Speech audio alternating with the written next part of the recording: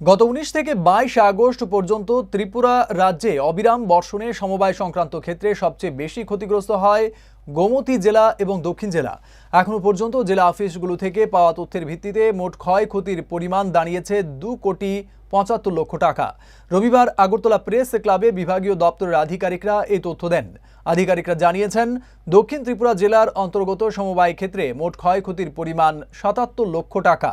গোমতী জেলায় অমরপুরস্থিত সহ নিয়ামকের কার্যালয়টি বন্যার জলে সম্পূর্ণ ডুবে যায়, ফলে অফিসের বিভিন্ন সামগ্রী এবং কম্পিউটার সম্পূর্ণভাবে ক্ষতিগ্রস্ত হয়। গোমতী জেলায় সমবায় ক্ষেত্রে মোট ক্ষয়ক্ষতির পরিমাণ ৮৩ লক্ষ টাকা। এছাড়াও সিপাহীজলা জেলায় সমবায় ক্ষেত্রে মোট ক্ষয়ক্ষতির পরিমাণ ৪৬ লক্ষ টাকা, ধলাই জেলায় ৩৭ লক্ষ টাকা এবং পশ্চিম ত্রিপুরা জেলায় মোট ক্ষয়ক্ষতির পরিমাণ ৩২ লক্ষ টাকা।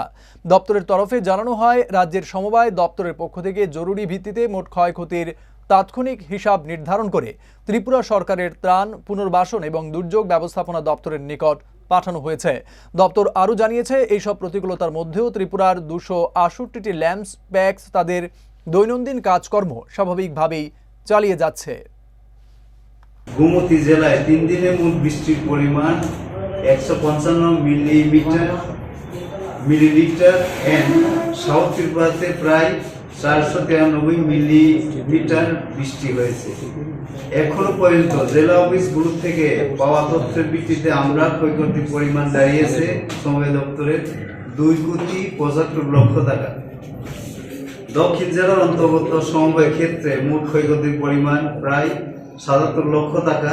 এর মধ্যে পুরো ব্যবহার প্যাক্স, ন্যায্য মূল্যের যোগান দুটো, পল্লী মঙ্গল প্যাক্স, লাগাম প্যাক্স, সমাজ কল্যাণ প্যাক্স, গুদাউন, সাবরুম প্রাথমিক বিমান সময় সমিতি, নিহার কমল প্যাক্স, মোহরিপুর প্যাক্স সমূহের ব্যাপক ক্ষয়ক্ষতি হয়েছে আমাদের।